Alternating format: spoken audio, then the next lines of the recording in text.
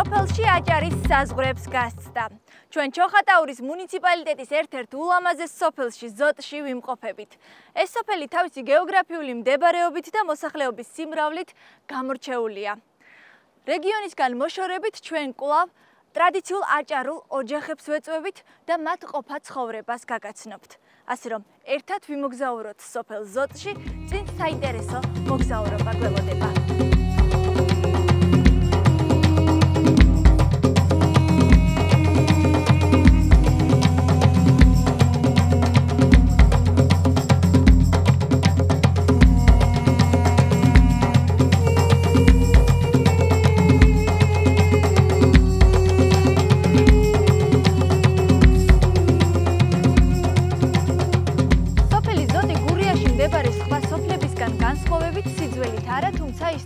წარსულით გამორჩეული კუთხეა. მისი შექმნა 1877-1878 წლებში რუსეთ-თურქეთის ომის შემდგომ დაწყებული მუჰაჯირობის პერიოდს უკავშირდება. ეს არის კუთხე, სადაც პირველად აჭარიდან, კერძოდ კი სოფელ ღორჯომიდან ჩამოსული ოჯახები დასახლდნენ. მას შემდეგ მაღალმთიანი აჭარის მოსახლეობის რიცხვი სოფელში დღითი დღე გაიზარდა. ასე შეიქმნა პირველი აჭარული სოფელი რეგიონის ფარგლებს გარეთ, რომელიც შემორჩენილი ტრადიციებითა და კულტურით ერთ-ერთი საინტერესო კუთხეა.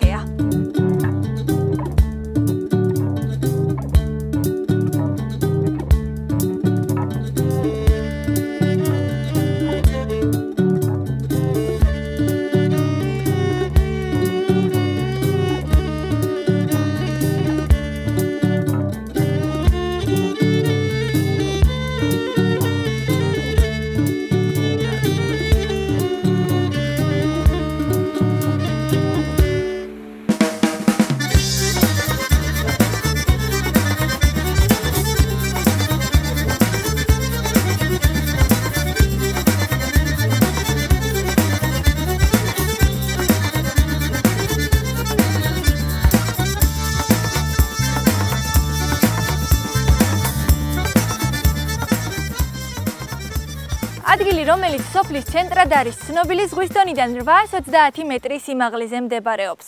სოფელ ზოტს ჩრდილოეთით სოფელის სურები, დასავლეთით სოფლები ქვაბღა და ნაბეღლავი, სამხრეთით კი ზოტი-ყელი და კურორტი ბახმარო ესაზღვრება. ზოტის თემს მიეკუთვნება, სადაც ამჟამინდელი მონაცემებით 250 კომლი ცხოვრობს.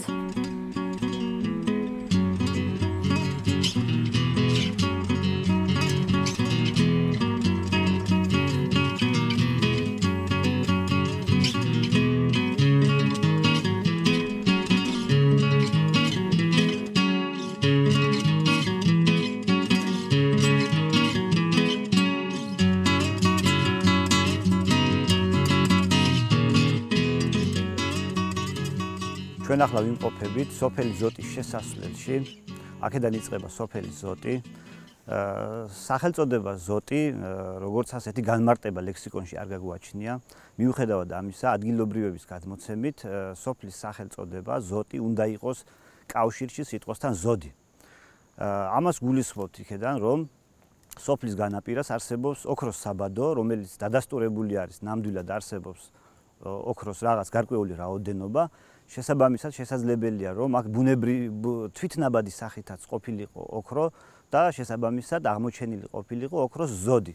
და ვარაუდობთ, რომ აქედან მომდინარეობს სიტყვა, შემდგომში მიიღო ასეთი განვითარება და მივიღეთ სიტყვა ზოტი.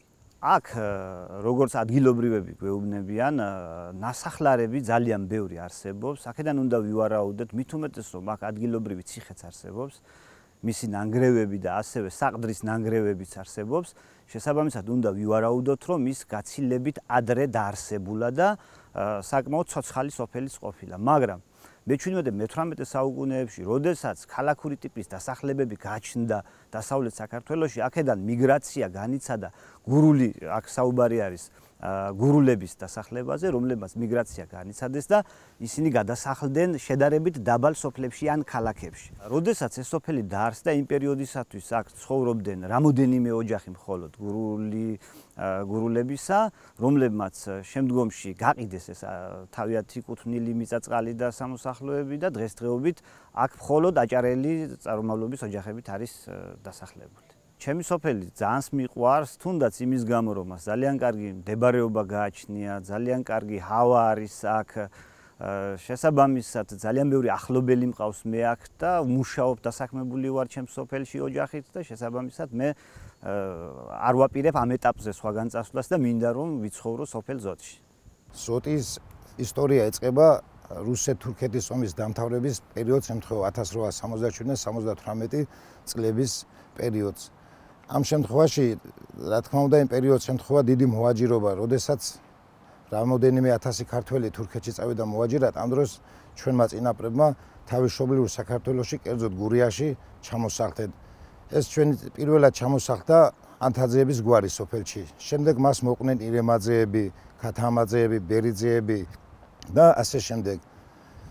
გურულებმა, ჩვენმა მეგობრებმა, ჩვენმა მეზობლებმა კეთილად და თბილად და მართლაც კეთილმეზობლად მიიღეს ეს ჩვენი წინაპრები. გვერდში დაუდგენ ეს სოფელი გაშენდა მრავალფეროვანი სოფელი გახდა, სოფელი არგანისტის მიგრაციას. ეს გვარები დღესდღეობით ვინც ამ სოფელში ვართ შეხმატკილებულად კეთილად ცხოვრობთ ჩვენ გურულ ძმებთან ერთად. ზოტია გაყოფილია კუთხის მიხედვით ორ ნაწილად, ზედა ზოტი და ქვედა ზოტი, ნადაბურის დასახლება და ელიას ნაყანევი. აი ასეთი დასახლების კუთხეები გვაქვს, თეთრიღელის დასახლება. მე ზოტი იმიტომ მიყვარს, რომ აქ დაბადებული გაზრდილი ვარ და ჩემი წინაპრების კუთხეა და რა თქმა უნდა, იქ სადაც დავიბადე და გავიზარდე, ბუნებრივია მეყვარება ჩემი სოფელი და მიყვარს ჩვენი სოფელი კიდე იმიტომ, რომ ძვირფასი კეთილი ხალხი ცხოვრობს. ჩვენი სოფელი ჯერეთი აქ დავიბადეთ, გავიზარდეთ და სადაც მშობლი ვარ და გავზრდილი ვარ.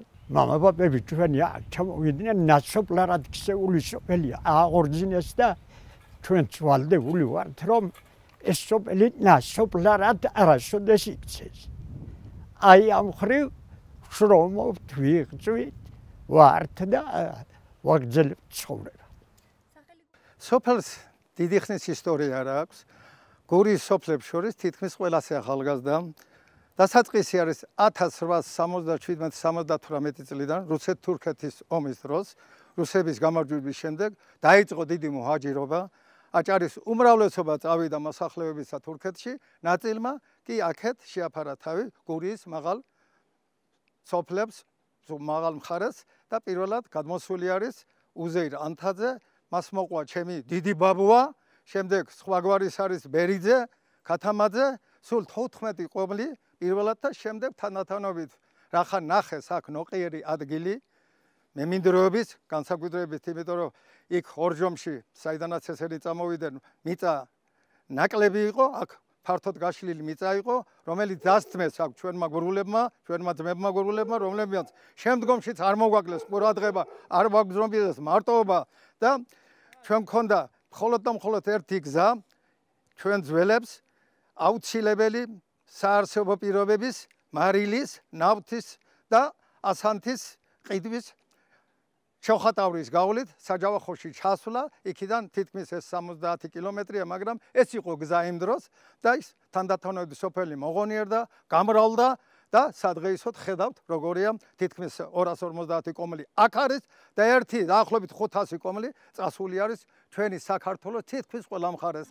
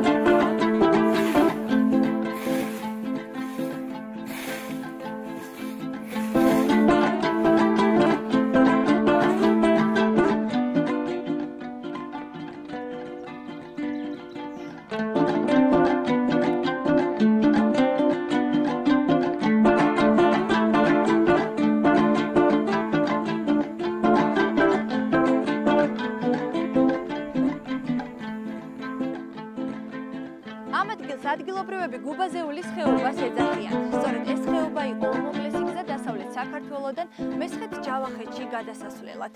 სწორედ ამიტომ ტრისგან დასაცავად ამ ადგილას თავდაცვითი ტიპის ნაგებობა აუგიათ, სადაც დანთებული ცეცხლი თუ კვამლის შესაძლებლობას ხდიდა მოსახლეობისთვის მტრის შემოსევა ემცნო. საყდრის გორა ასე ეძახდნენ ციხესიმაგრეს, რომელსაც საუკუნეების წინ უმნიშვნელოვანესი ფუნქცია ჰქონდა. დღეს კი ამ ციხესიმაგრისგან მხოლოდ ეს ნანგრევებიღა შემორჩა. ადგილი, სადაც ჩვენ ახლა ვიმყოფებით, გუბაზეულის ხეობაში, ეწოდება საყდრის გორა. ეს იმიტომ, რომ არის შემაღლებული ადგილი, სადაც იყო კარგი ადგილი იმისათვის, რომ ჩაკეტილიყო ეს ხეობა მტრის შემოსევების დროს. აქვე აშენებული ყოფილა ჯერ კიდევ ადრეულ შუა საუკუნეებში ციხე, რომლის ნანგრევებზეც ვდგევართ ახლა ჩვენ. აქ არის დუღაბით ნაშენი კედლები, სავარაუდოდ უნდა ვივარაუდოთ, რომ სწორედ ადრეულ შუა საუკუნეებში აგებდნენ ასეთი სახის ნაგებობებს საქართველოში და სწორედ ამ დროს არის აგებული. მისი ფუნქცია იყო, რომ აღმოსავლეთიდან შემოსული მტერი, რომელიც ამ ხეობით მოდიოდა დასავლეთით გურიის სამთავროსა და ასევე იმერეთის სამეფოს მიმართულებით, განსაკუთრებით იმ პერიოდისათვის, როდესაც ტყვეთას ყიდვა არის საყოველთაო ცნობილი იმ პერიოდებისათვის, ეს ასრულებდა განსაკუთრებულ ფუნქციას.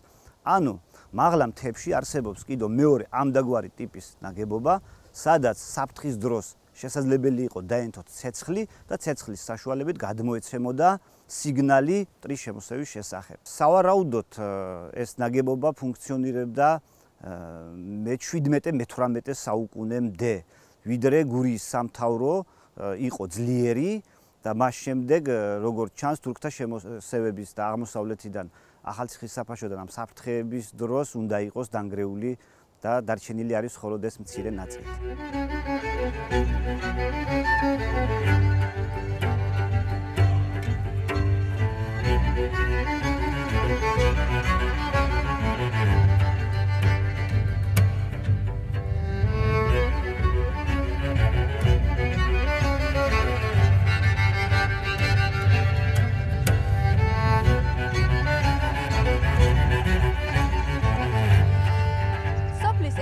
გამორჩეული არქიტექტურული ნაგებობაა უძველესი მეჩეთი, რომლის შიგა სამუშაოების შესასრულებლად სპეციალურად ლაზი ოსტატები მოუწვევიათ. საუკუნეზე მეტი ხნის ნაგებობა, როგორც ისტორიკოსების, ასევე სოფელში შემოსული სტუმრების დიდ ინტერესს იწვევს.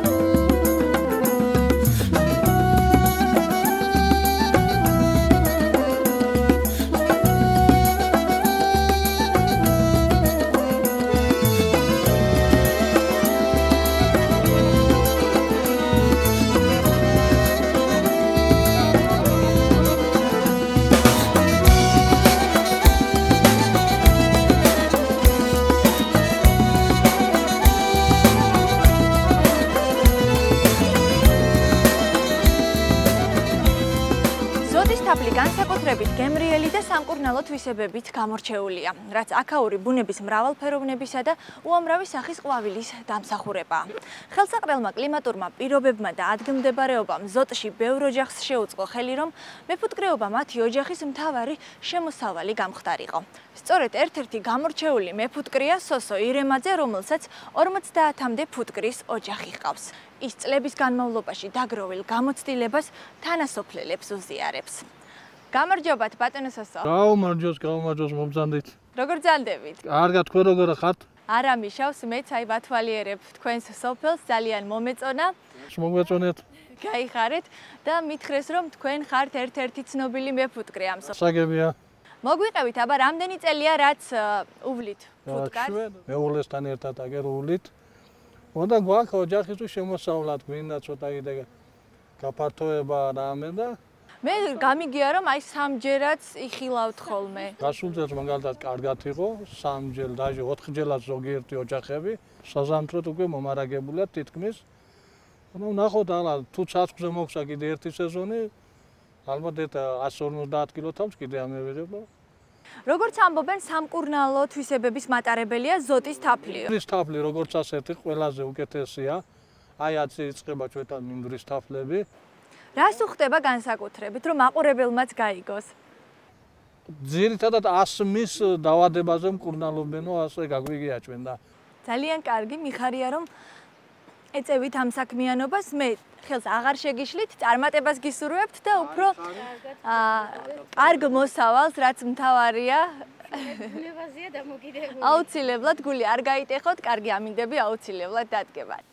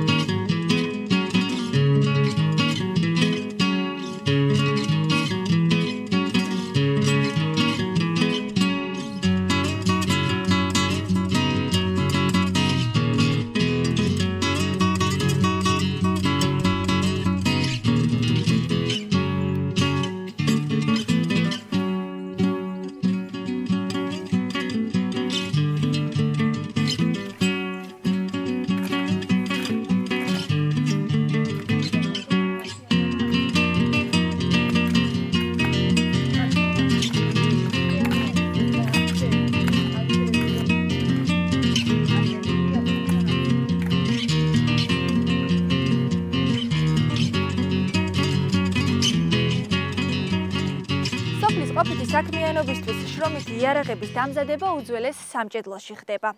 სოფელ ზოტში მჭედელ აკაკი ტუნაძის ყველა კარგად იცნობს. ახალგაზრდა მჭედელი წინაპრების დაწყებულ საქმეს დღემდე აგრძელებს და სოფელს დიდი სიყვარულით ემსახურება. როგორც მოგეხსენებათ, ეს თვითნასწავლისაა ჩემთვის. ტიპო სოფელში უხუცესი მჭედელი და იქედან რაღაც დანახვით, რაღაცა იმით ну გადავიღე და ჩემ და მითხრა თვითიმით. მერე აქტუალური არის ეს უმეტესად გაზაფხულის პერიოდზე ხნათესვა და ესაჭიროებად ცხენის ნალი, ლურსმანი, თოხი და რაღაცა ასეთი ხელსაწყოები. ჩვენ სოფელში აუცილებელია ეს, როგორც მოგეხსენებათ, მაღალმთიანი სოფელია, არის ბევრი სახნავის სათესი მიწებია, ცხენია, რაღაცა ბევრი რაღაცის შეკეთება შეიძლება. არის ძველი ქართული ცულები, რომელიც შეკეთებას მოითხოვს, ახლა დამზადებით ჩვენ თვითონ არ ვამზადებთ, მაგრამ შეკეთება შეიძლება.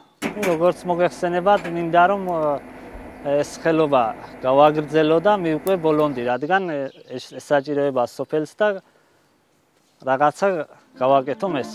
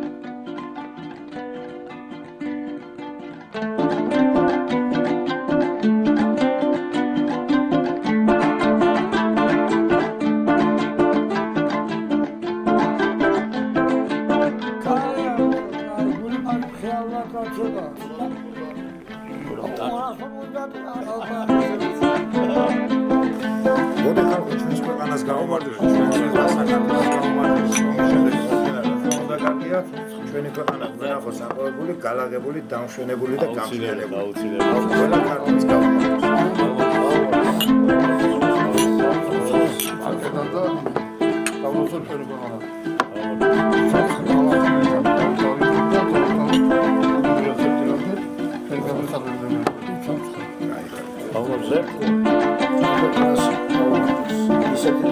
გასული იყოს რომ საქართველოს განახოს გამთლიანებული ყველაფერი მოხდეს ისე აწყობილი როგორც ქართულ ხალხს შეგვერება ამნაირად ასე 1-2-ის გვერდით ჩამოვდარიყავით 1-2 სიმღერა გვეთქვას 1-2-ის მოსაბერებელი სიტყვები არ დამგზავრებოდეს ყველაფერი გქონდეს ისე აწყობილი როგორც ჩვენ გვინდა გამომორჩოს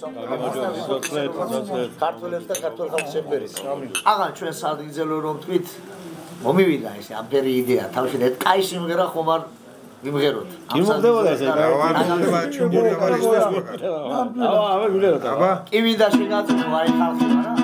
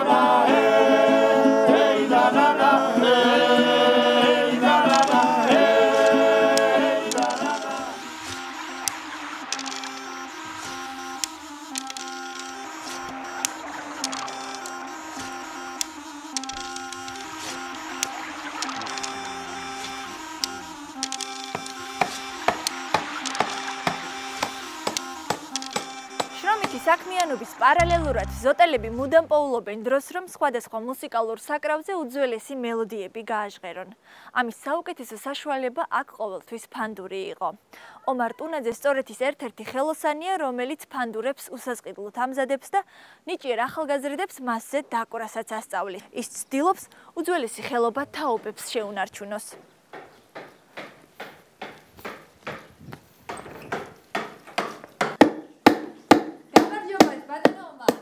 გამარჯობა ბაბუ, მობრძანდი ბაბუ, მობრძანდი. მობრძანდებით? რა ვქნათ ბაბუ, მობრძანდი. მუშაობთ როგორც ხედავ? მუშაობ ბაბუ. ცოტას მოგაცდენთ. კი ბაბუ, კი.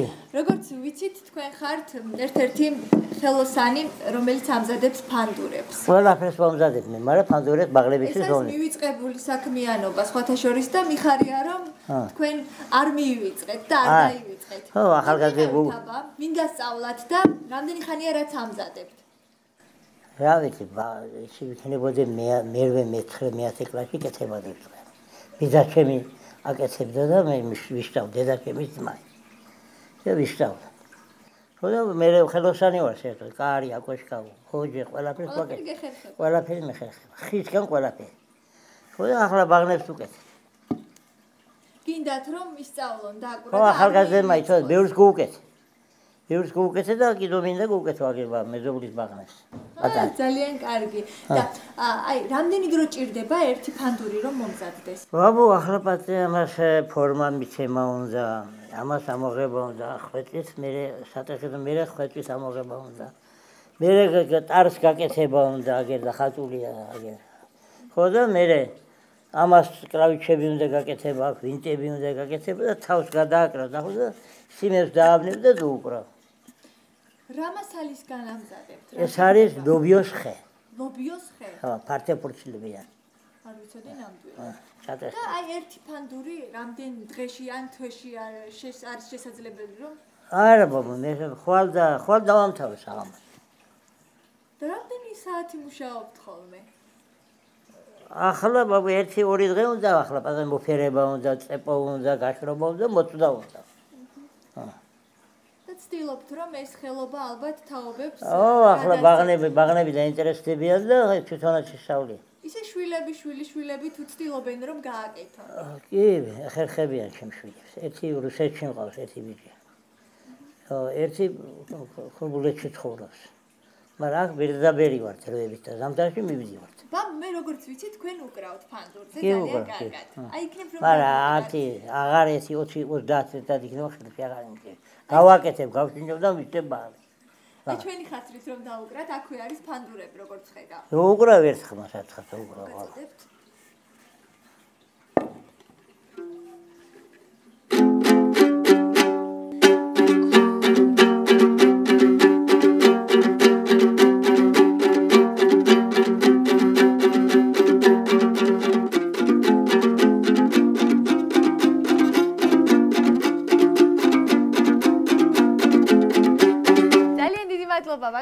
გამიხარდა რომ გაგიცანით, გამიხარდა რომ ამ საქმიანობას დღემდე ეწევით, აგრძელებთ და თაობებს უნარჩუნებთ, მე დაგემშვიდობებით.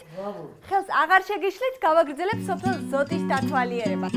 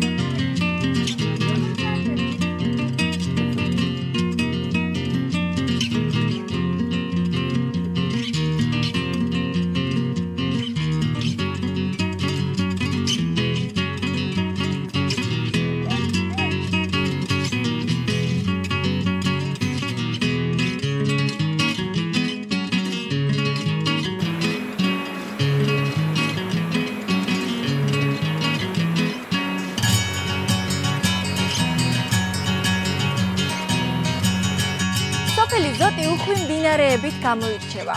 შესაბამისად, თევზიც ზოტელთათვის საფირმო კერძად ითვლება.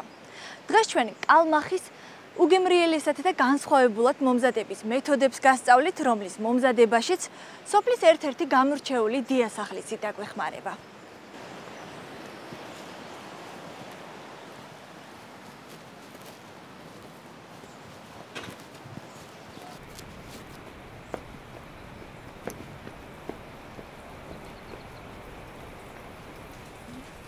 ვიმყოფებით სოფელ ზოტში, ვამზადებთ უგემრიელეს კალმახს, რომელიც სპეციალურად ნიგვზის ფოთლებში იწვება და რომლის მომზადებაშიც დღეს ჩვენ ქალბატონი ნათელა დაგვეხმარება.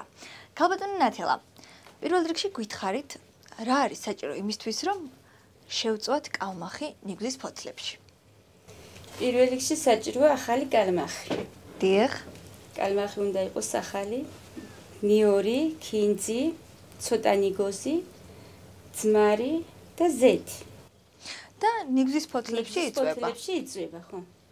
ეს ალბათ განსხვავებულად გემრიელს ხდის შემდეგ კალმახს. და კალმახი რა თქმა უნდა იყოს დინარეში მოპოვებული, ასე ვთქვათ, ოჯახის უფროსის მიერ. კარგით, მაშინ მოდით შევუდგეთ. კალმახი ყველაზე გემრიელია, ვიდრე აუზის კალმახი. რასაკვირველია, ეგ ყველამ ვიცით. მაშინ მოდით შევუდგეთ ამ უგემრიელესი კერძის მომზადებას და ვაჩვენოთ მაყურებელს თუ როგორ მზადდება ეს ყველაფერი. დავიწყოთ აბა. კალმახი გვაქვს. კალმახი გვაქვს. გზად დაწვილი ყველაფერი. ახლა კარგად არის. კი ბატონო, ეს არის ქინძი და ნიორი ერთად. ნიორი წყალი, როგორც ეძახიან დიასახლისება. ეს უნდა დავასხა, ცოტა დავასხა.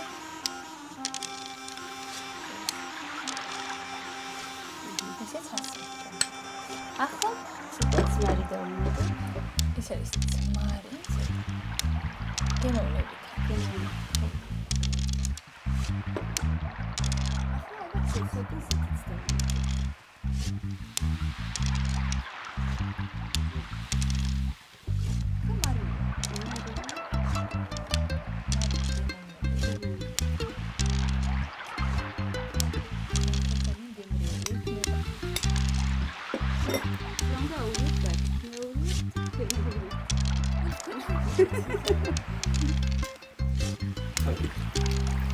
ქალბატონი თქვენ ვინ გასწავლათ ამ კერძის მომზადება და რამდენად ხშირად მზადდება სოფელ ზოტში კალმახი შემწვარი ნიგვზის ფოთლებში?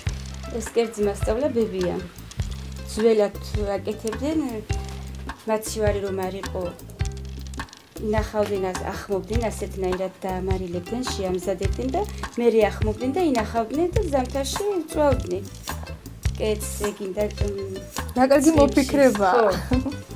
და ვისწავლე ბებიასგან. ბებიასგან და შემდეგ უკვე ალბათ შვილებს ასწავლით, რომ არ დაიკარგოს უგემრიელის კერძის მომზადების მეთოდები. კარგი, მოდი ახლა გადავიდეთ შემდეგ პროცესზე. ახლა კერძში ჩავალაგოთ ნიგვზის ფოთლები. ეს ყველაფერი უნდა შეიწვას აუცილებლად კერძზე. ამიტომ ეს პროცესი არის აუცილებელი. ნიგვზის ფოთლები უნდა დავაფინოთ.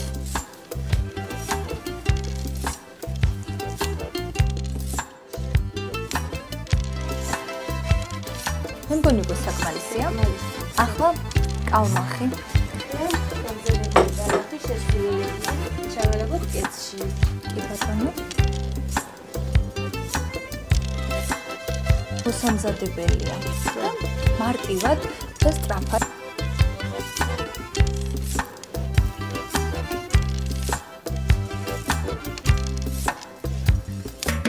ვიზუალურ მხარესაც აქვს ძალიან დიდი მნიშვნელობა. მართლაც ძალიან ლამაზად განათავსეთ კერძზე კალმახი. ახლა უკვე დროა რომ ღომელში შევდა და შევწვავ.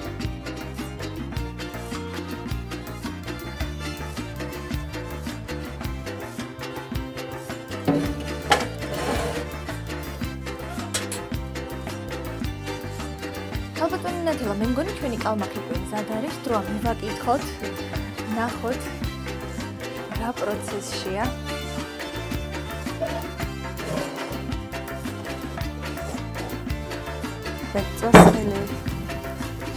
შეიწვა კალმახი, დროა ბოლო დეტალი ეს არის გაჭრილი ქინძი.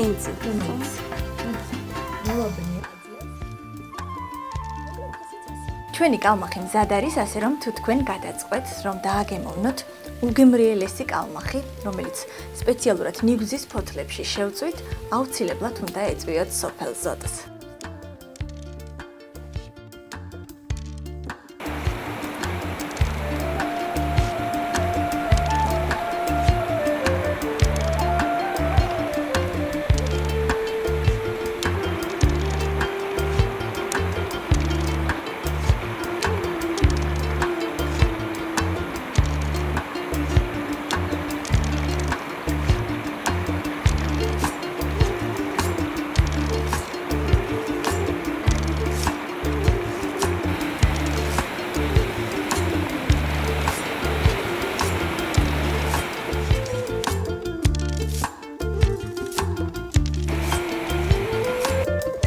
ზოტში სიმღერასთან ერთად განსაკუთრებით უფრთხილდებიან ტრადიციულ ქორეოგრაფიულ ცეკვებს, რომლის უბადლო შესრულება აქაურებს გენში აქვთ.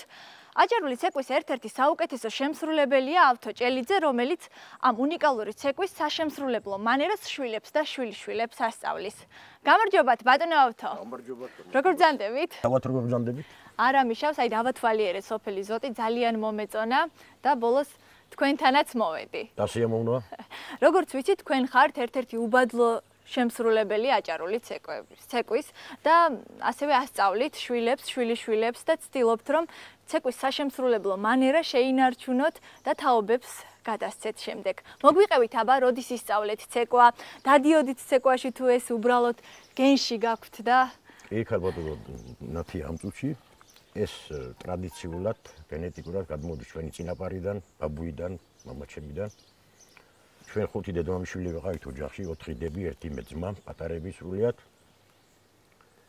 მამაჩემს უყვარდა ცეკვა, პატარა ნაშარფები რომ მოვიდოდა პატარა ნასვამი, ძმისშვილის გარმონია აქვს, უკრავს გარმონზე, მოიტანდა, დაგვაყენებდა და გვაცეკვებდა. მე რომ დავამთავრე სკოლა, დამაინტერესა, გამზარდა მამაჩემმა, ბაბუიდან მოდის ამბავი და წავედი ბათუმში, დავამთავრე კულტურის სამეცნიერო სასწავლებელი ქორეოგრაფიული ფაკულტეტი. მოვედი დავიწყე კულტურის სახლში მუშაობა. ეხლაც მუშაობ კულტურის სახლში. ვემსახურებ ბავშვს და არდას მოვალეთაობის ცეკვასა და ცეკვის სწავლებას. ვასწავლი ცეკვას დღესაც. გასაგებია და ეს აჭარული ცეკვა მაინც ადამიანს აი გენეტიკაში თუ არ აქვს ამის შესრულების ნიჭი, მე ვფიქრობ, რომ მაინც ვერაფერს გახდება, რაც არ უნდა ისწავლოს. ეს გურიაში გადმოყვა აჭარიდან, მაგრამ მთიანი ღორჯომიდან ჩამოსახლდა ჩვენი წინაპარი და გენეტიკურად ჩამოყვა. იქედან და ვაგრძელებთ ამ ტრადიციებს ჩვენ და ჩვენ გადავცემთ მოვალეთაობას. ასე რომ არ დაავიწყდეს ჩვენ შვილებს, შვილიშვილებს და გააგრძელონ ეს ტრადიციები ბოლომდე. მე დარწმუნებული ვარ, რომ ეს ტრადიცია მივიწყებას არ მიეცემა და სიამოვნებით ვნახავთ თქვენს მიერ შესრულებულ ცეკვა აჭარულს.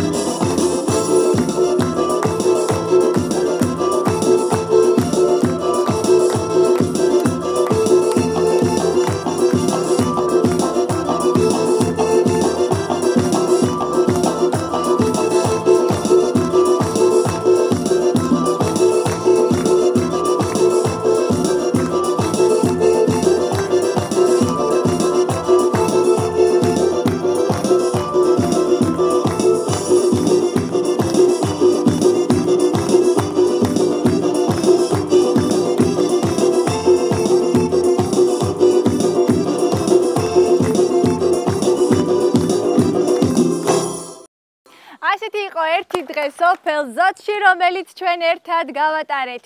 რეგიონისგან მოშორებით გავიცანით ერთი აჭარული სოფელი, თავისი შემორჩენილი ტრადიციებითა და უნიკალური ფოლკლორით, ასე რომ სოფელი ზოტი თქვენც უნდა ნახოთ.